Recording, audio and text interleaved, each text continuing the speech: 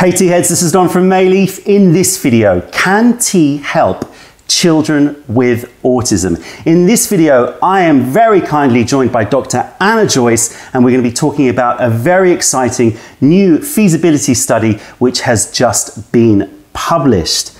Hello, Anna. Hello. Nice to see you. Thank you so much for coming. Obviously, we're going to be talking about this study, but first, we're going to have some tea. Great. Okay.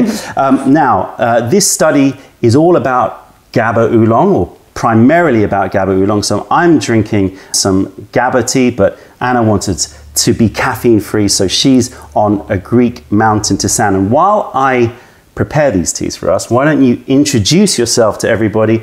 Let them know a little bit about your background. Sure. So I'm Anna Joyce. I work at Coventry University as a researcher, and broadly my interest is in sleep. I research sleep in children with typical development but also atypical development, because children with intellectual disabilities and neurodevelopmental disorders often have sleep problems, and what I'm really interested in is what kind of knock-on effects do those sleep problems have. So there isn't a physiological or a psychological function that we do that doesn't benefit from sleep. So in children who have sleep problems, it stands to reason that they'll have some kind of knock-on effect from those sleep problems. So that's what I'm really interested in. Okay, so how did you get involved in this project on autism then? So I met Penny at Coventry University. So Penny is the main author of the study. Yeah. Her background is in autism and education, and she's done some previous work on sensorimotor skills. So the sensorimotor skills are the sort of combination of our senses and our motor functions. So we take in information through our senses, and then we use that information to decide how to move. To elicit a motor response. Yeah. And Penny's work on this in autism is from looking at the combination of the sensory and the motor skills. And in people with autism, there seems to be like a difficulty there, and that difficulty in sensory motor skills seems to be associated with the level of the autism. So the severity of the autism is quite closely correlated with impairment in sensory motor skills? Okay. And that seems to lead to other problems like anxiety and like problems with emotional regulation. Okay, so why don't we just sort of give people, for those of you who don't know, a little bit of the sort of headline, very general headline about what is autism, just so that we have a foundation to talk from.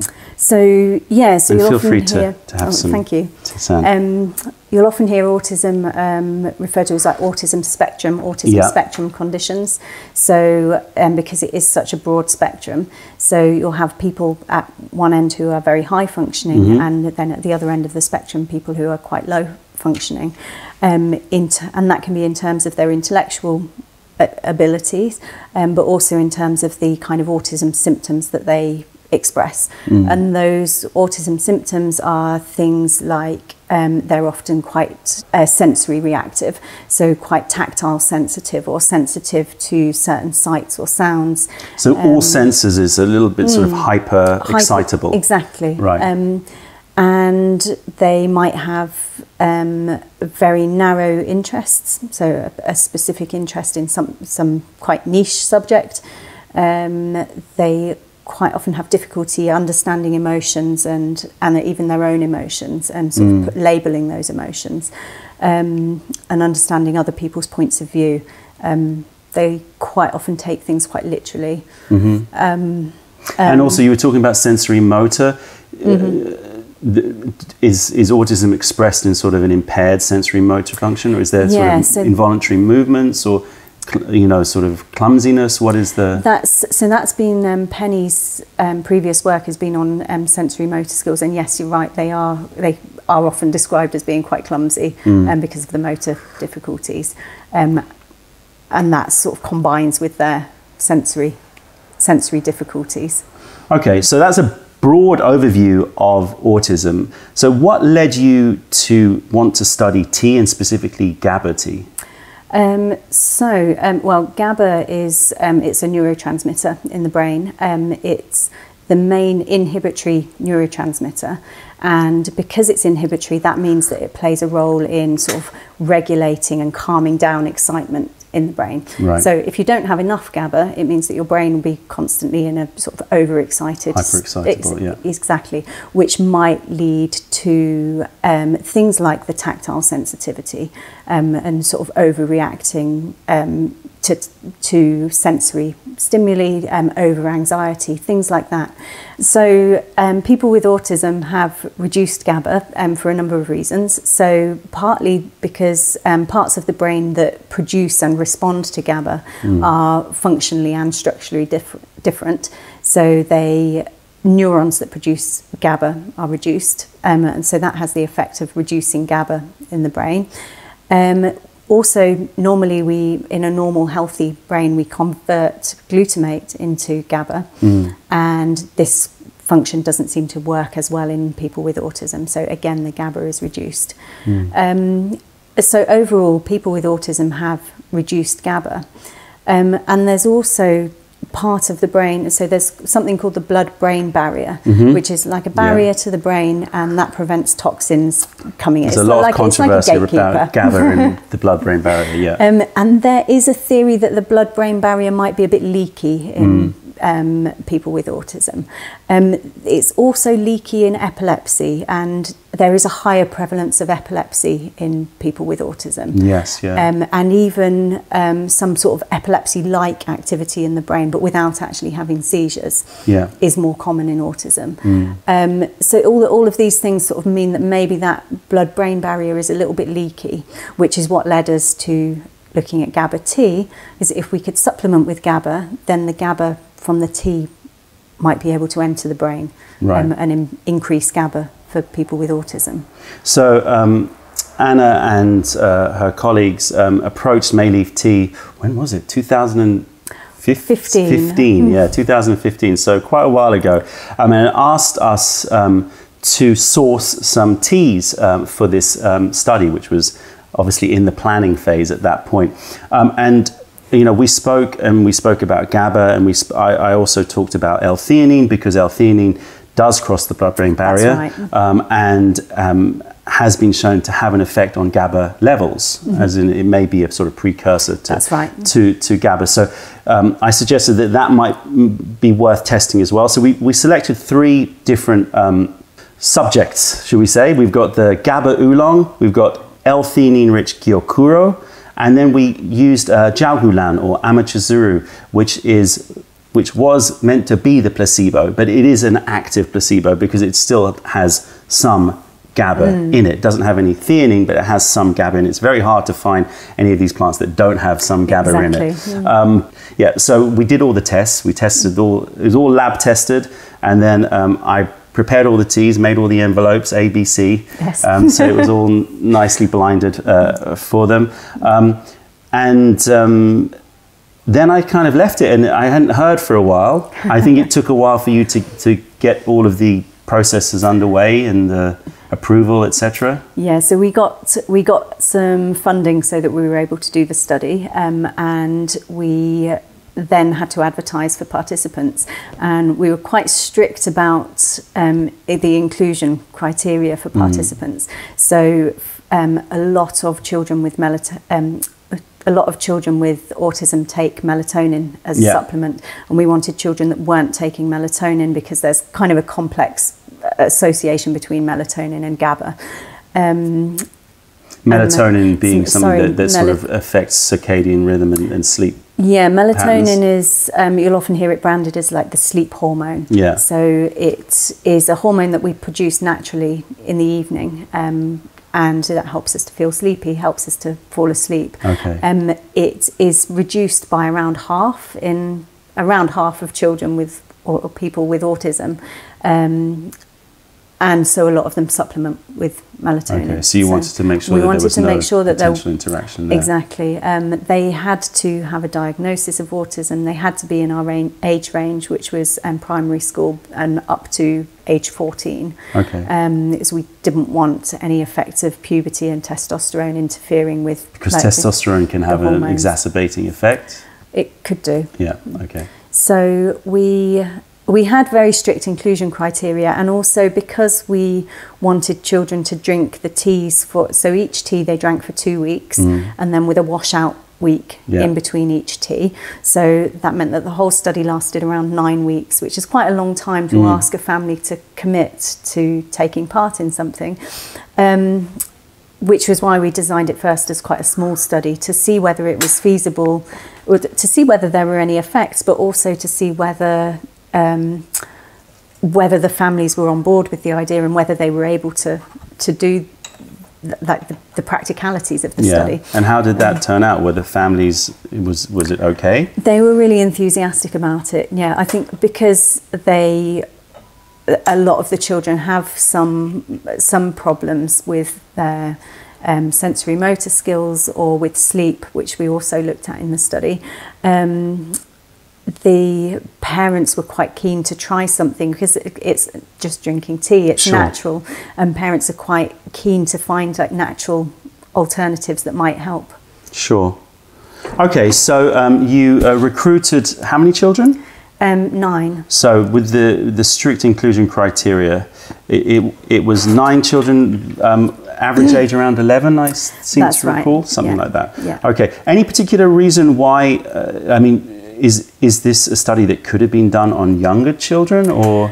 Potentially, and that's probably something that we want to do in the future, is to look at a broader age range and include adults as well. We were looking for children from age 6, but we didn't manage to find any children who were that young to take part. So. All right, so briefly, the methodology then. So you said there were the 3 teas, as I said, so 1 tisane and 2 teas. The GABA Oolong tea, which is what I'm drinking here, Amber GABA. Then we had the L-theanine in Gyokuro, and then the Jiaogulan. They were obviously blinded so that you didn't know, and you had a 2-week, then a washout week, then another 2 weeks, then a washout week, then another 2 weeks. Correct. And testing along the way. So what were the different tests that you were doing? So we tested children right at the start. Penny, my colleague, she did the ADOS, which is the Autism Diagnostic Observation Schedule, and that is a diagnostic test for autism. So she, just to confirm that children did have a diagnosis of autism before we included them. So they did that at the beginning, and they did some non-verbal IQ tests to see the level of their non-verbal abilities. And the average IQ was average, so that none of them was particularly lower IQ. No, they were all quite. I would say for autism, they were all reasonably high functioning children. So they did that at the beginning, and then they drank each tea for 2 weeks, and during the second week of the tea drinking, they also wore an ActiWatch. So this is it's like a movement monitor. So it can monitor sleep based on movement. So it gives you, if they're moving, they're awake, and if they're still, they're probably asleep. So, and from that you can get a good indication of how long they've slept for and the quality of their sleep. So they wore the ActiWatch for a week, and then at the end of that week, so it's the end of the tea period, the last night they did some saliva samples for us, because we wanted to look at cortisol. So this is stress, you're looking at stress hormones. So cortisol is, it's a hormone that's involved in a lot of things in the body, but the key one is a stress response, so we produce it when we're stressed. So we asked them to do saliva samples in the afternoon at bedtime, and then as soon as they woke up in the morning. And then they had to freeze it, right? They had to freeze it, So freezer full of saliva samples. And then they brought it to the university for us in a cool bag with an ice pack. And then we froze it until we had all of the samples, and then we tested them all in the lab. And testing sensory motor skills, how was that done? Yeah, so when they, so at the end of each tea drinking period, children came with their parents to the university, and we asked the parents to complete some questionnaires, so about autism symptoms, and the children did a test. It's called the Movement Assessment Battery for Children, or Movement ABC. Okay, and what does that involve? So it's a test of 3 different motor functions. So manual dexterity, so things like putting pegs in a pegboard, those kind of fine motor skills like tracing between the lines, things like that. They did ball skills, so like throwing and catching, throwing at a target on the floor or on the wall. And the other aspect of it is balance, so like walking along a line, walking on panels on a floor, things like that, and they have to keep the balance, like standing on one leg on a wobbly board. So that's the movement assessment battery. So children came in and they did that, and their parents completed some questionnaires whilst they were doing that. So some qualitative with the parents, like getting their opinion? Well, we did some standardised questionnaires. One of them is the Autism Spectrum Rating Scale, which looks at symptoms of autism. And the other questionnaire that parents completed was the sensory profile, so it looks into sensory skills, sensory reactivity. So looking at how reactive they were, especially considering, I guess, the parents know their children and know which senses they're more excitable with. Yeah, we'd expect the parents to know their children fairly well. And we asked them to answer the questionnaire just looking at their child's behaviour over the last 2 weeks, so whilst they've been drinking the tea. Sure. And they did this for each tea condition, the same movement assessment and the same questionnaires. So what was important actually was that we counterbalanced the order that children had the teas. Sure, so each child had a different order of teas, so that we could be sure that the effects that we were seeing weren't just because they'd had more practice. Of course, because if they're standing on their leg, exactly, or throwing and catching. And, sure. So we wanted to make sure that we balanced the order that they did things in. And so while you were doing this test, obviously over a 9-week period, did you start to sort of notice, obviously you didn't know the T's, you didn't know the results yet, but did you start to notice some observable differences? Yeah, so we didn't know which T was which, and also the parents and the children didn't know which T was which, and that was really important. So, but we were able to guess by the end of the study. Were as researchers, we were able to see differences in the children from across the test sessions. So, for example, their handwriting was neater, their ability to stay within the lines when they were drawing was neater, and we were able to guess which one was the GABA T based on things like that. The parents as well. So when we asked them at the end of the study, just which T do you think was the best and which one do you think was worse, 7 of the 9 parents thought that the GABA T was the best T, and 8 of the 9 thought that the placebo was the worst T. Okay, so there was both ends of the spectrum. there was a noticeable difference.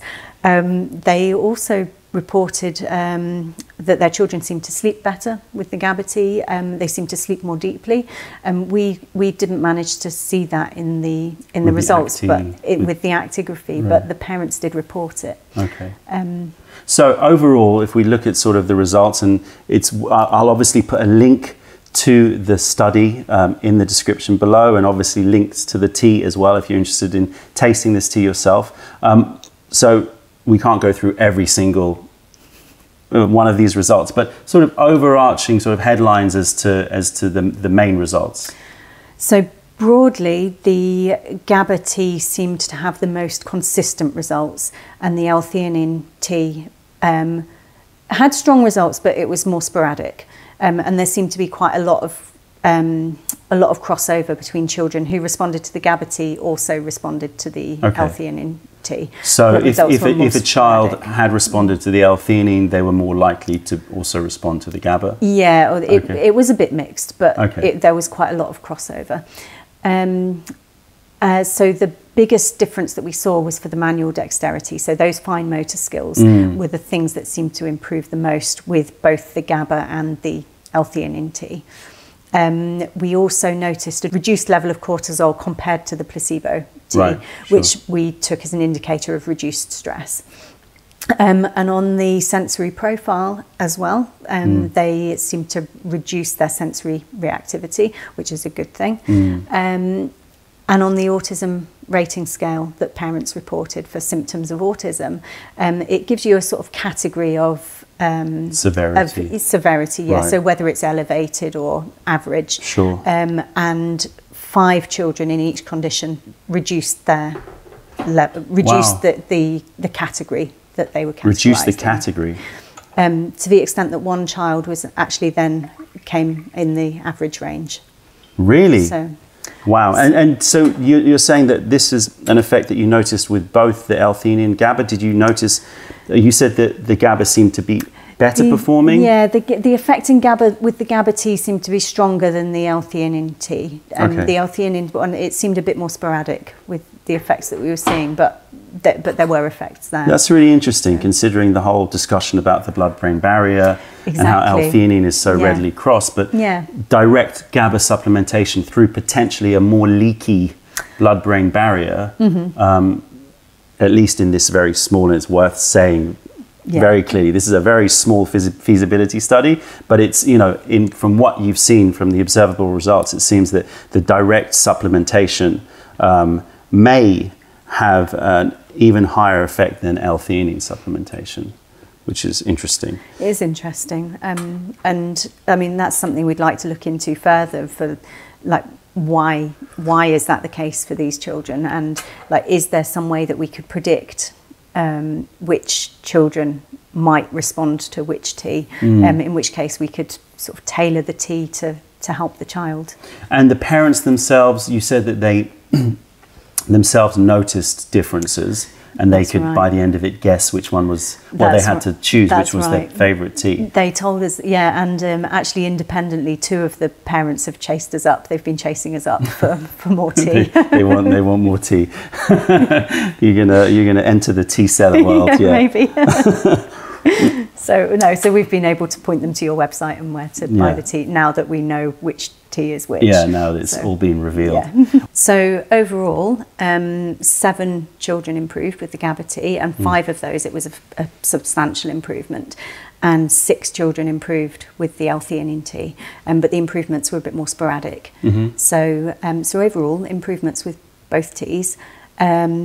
And it's worth saying as well, though, that one child didn't improve. That child had some stress going on at the time of the study, so they had some tests at school that may have interfered with the ability. But that's the thing with these kind of studies, you can't account for what's happening in people's lives at the time.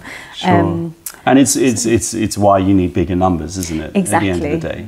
So that's what we'd like to do, is do this study again, but with more children, with more without having such strict inclusion criteria, so that we could include children with a wider range of difficulties and medications that they might be taking. Right. Yeah. So it needs to be expanded out. Is this something that is being actively pursued now, or now the paper's in, it's being published, you're taking a breather? And well, now that we have the paper published, that gives us a really strong basis for being able to apply for funding to do a much larger study. That's what we would really like to do.